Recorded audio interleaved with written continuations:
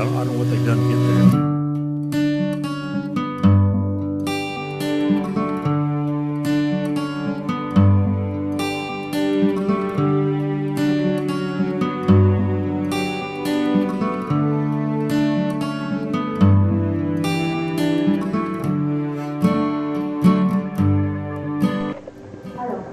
En bas, vous avez une barre d'état, donc avec plusieurs informations.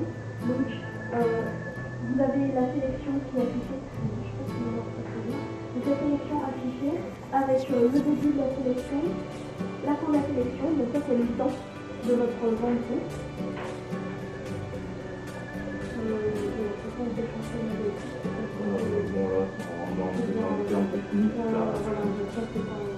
Et puis voilà, la console, donc ce que je vous montrais tout à l'heure, donc avec évidemment les boutons que vous connaissez tous.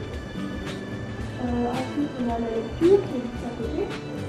Le stop, après, avance comme on regarde au début, pour avancer, pour aller à la fin, pour enregistrer le stop, ça marche comme sur n'importe quel magnéto, n'importe quel lecteur. Par contre, encore une petite remarque, c'est que par exemple, entre une psychose et une stop, une psychose va juste arrêter la musique, et une stop est obligatoire si vous voulez modifier votre système audio.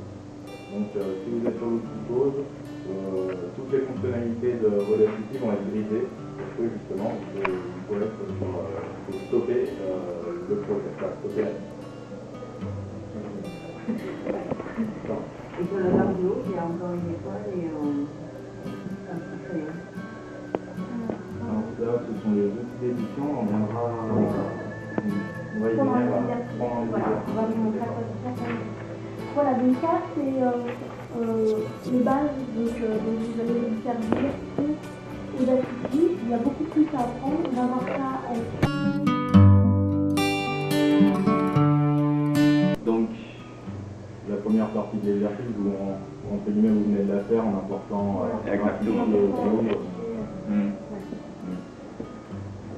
Donc, ce qu'on va faire, on va essayer de... Je pense que vous avez juste une seule piste là, actuellement. Vous avez une seule piste avec une chanson. Vous en avez deux? Non, c'est la même piste. C'est la même piste, ouais. Justement, parlant de deux pistes, en réalité, vous avez deux ondulations que vous voyez. Mais ces ondulations correspondent... parfois, c'est pas forcément identique. Parce qu'au niveau de la chanson, en fait, c'est ce qui vous donne la musique que vous écoutez. Vous savez? C'est en double parce que c'est en stéréo. C'est ça. Parce qu'on peut avoir justement une musique en mono, pas en stéréo. Oui. En ce moment, quand vous l'écoutez, dans les quatre, ça sort que de chaque côté. Mais quand c'est en stéréo, vous l'écoutez de deux côtés. Tout à l'heure, la fait cas du fait que tout à fait doit être identique. C'est pas forcément identique parce qu'au niveau de ce qu'on appelle le mixage, en réalité, on peut s'amuser à mettre plus de son à droite ou à gauche selon la fréquence de l'instrument. Je vais un peu plus loin, mais bon, je vous dis que pas forcément la même ondulation des deux côtés.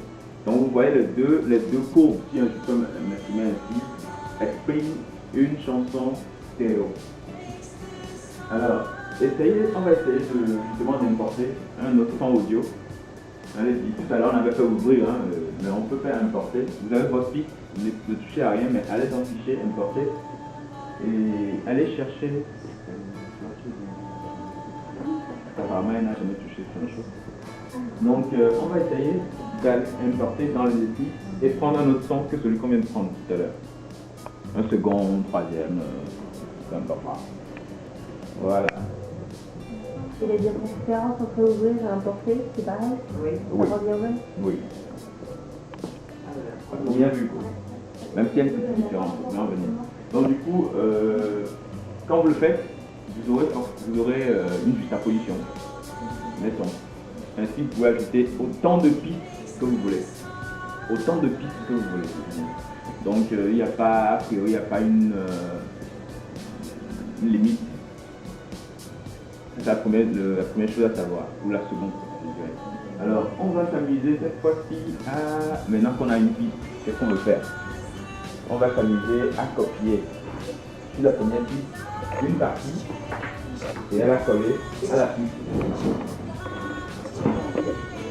Ouais, vous sélectionnez la partie que vous voulez. Vu que vous travaillez souvent avec des bandes qui sont un peu vieilles, donc la qualité n'est peut-être pas au rendez-vous. Donc ça vous permettra d'enlever ces petites imperfections. Et donc après ça, on va appliquer un effet de transition sur ces pistes. Donc pour cela, rien de plus simple. Il suffit d'aller dans le menu des effets, juste ici. Dans le menu des effets pour appliquer par exemple un fondu en fermeture. Mais il faut d'abord sélectionner juste la partie de sa piste, sinon toute la piste va prendre l'effet de fondu. Donc finalement c'est pas vraiment ce qu'on veut. Donc C'est la partie.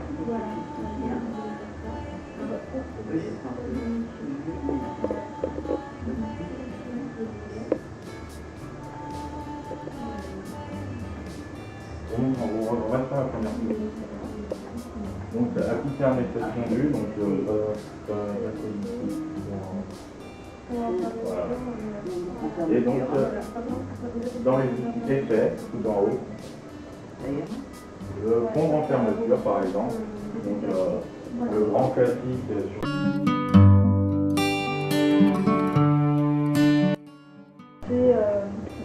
sur passer dans des projets en fait, de faire des projets concrets avec votre outil Audacity.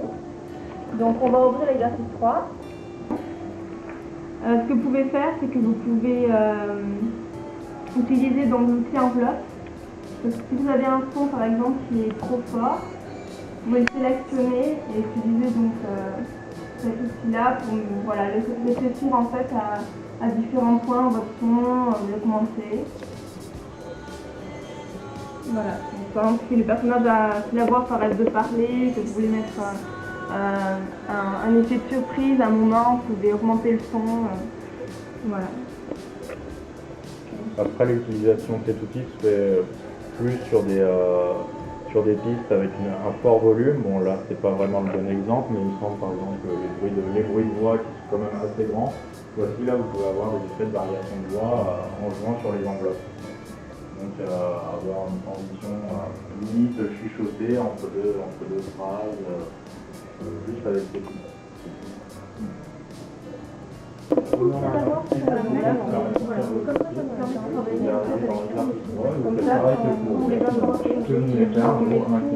Dans un seul fichier. Si vous faites ouvrir, ça vous fait plusieurs fichiers pour plusieurs.